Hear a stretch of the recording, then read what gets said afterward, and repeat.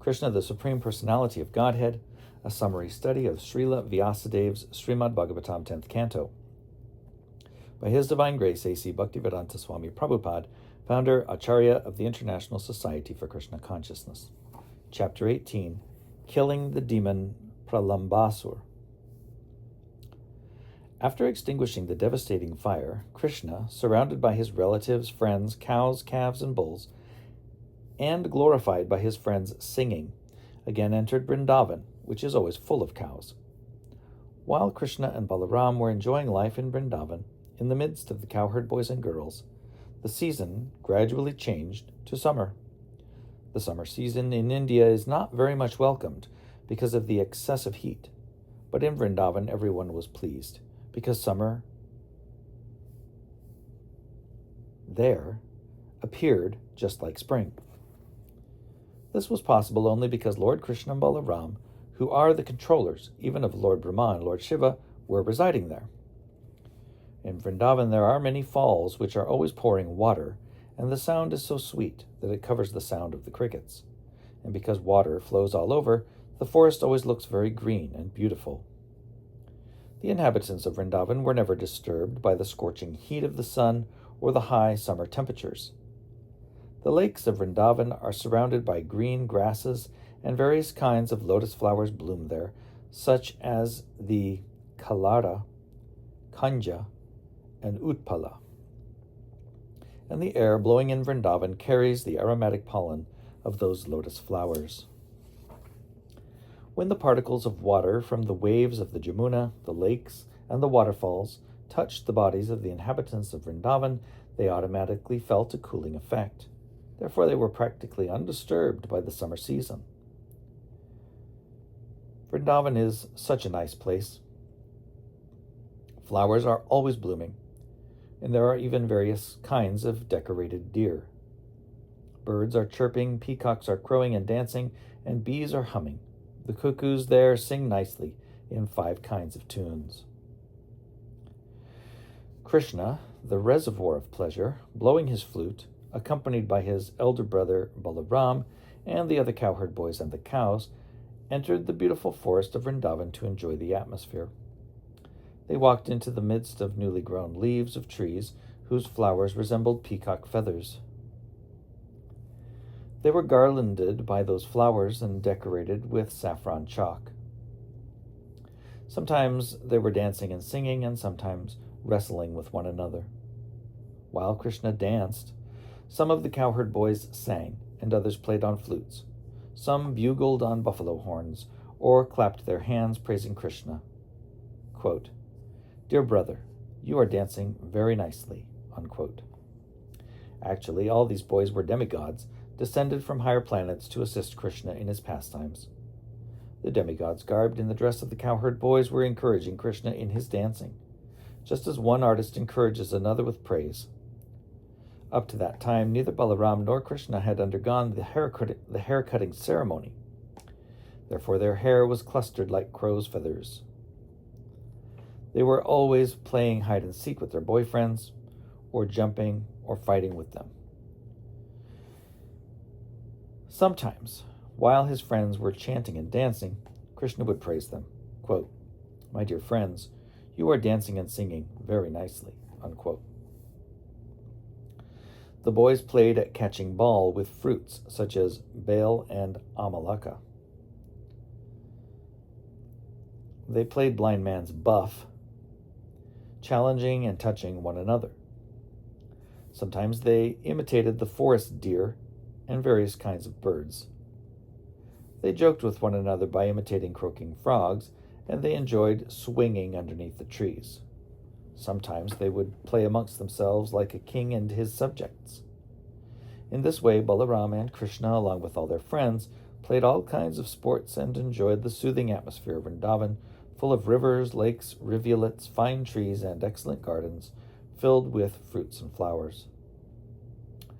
Once, while the boys were engaged in their transcendental pastimes, a great demon of the name Pralambasur entered their company, desiring to kidnap both Balaram and Krishna. Although Krishna was playing the part of a cowherd boy, as the Supreme Personality of Godhead, he could understand everything, past, present, and future. So, when Pralambasur entered their company, Krishna began to think how to kill the demon. But externally, he received him as a friend. Quote, "Oh, my dear friend," he said, "it is very good that you have come to take part in our pastimes." Unquote. Krishna then called all his friends and ordered them, quote, "Now we shall play in pairs. We shall challenge one another in pairs." Unquote. With this proposal, all the boys assembled together. Some of them took the side of Krishna, and some of them took the side of Balaram, and they arranged to play in duel. The defeated members in duel fighting had to carry the victorious members on their backs as a horse carries its master. They began playing, and at the same time tended the cows as they proceeded through the Bandiravana forest.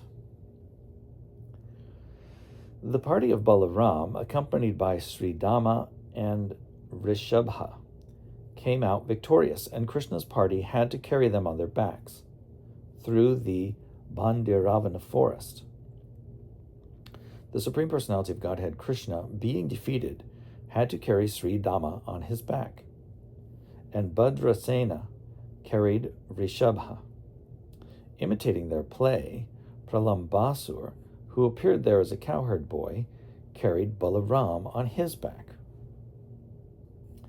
Pralambasur was the greatest of the demons, and he had calculated that Krishna was the most powerful of the cowherd boys.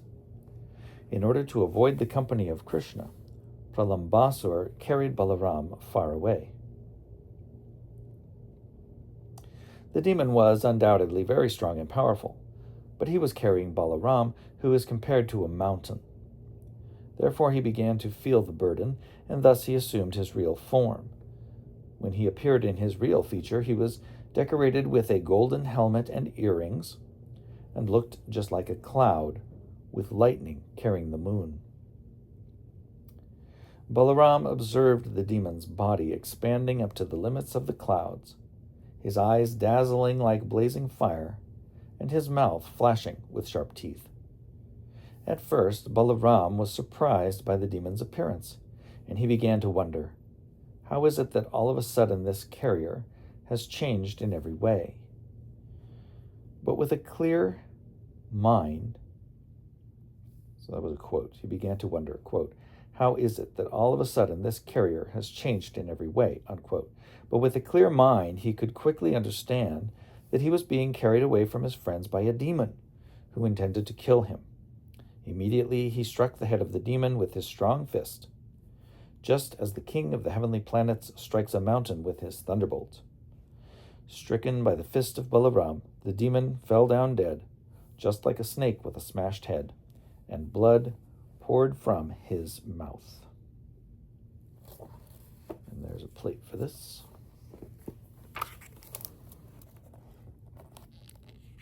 Oops.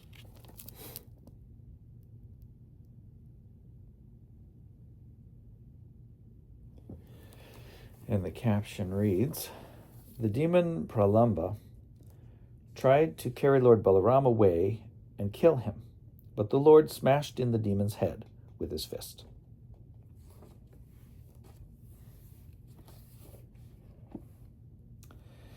When the demon fell, he made a tremendous sound, and it sounded as if a great hill were falling upon being struck by the thunderbolt of King Indra. All the boys then rushed to the spot.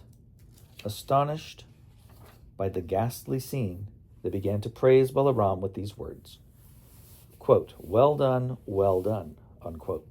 All of them then embraced Balaram with great affection, thinking that he had returned from death, and they offered their blessings and congratulations. All the demigods in the heavenly planets became very satisfied and showered flowers on the transcendental body of Balaram. And they also offered their blessings and congratulations for his having killed the great demon Pralambasur.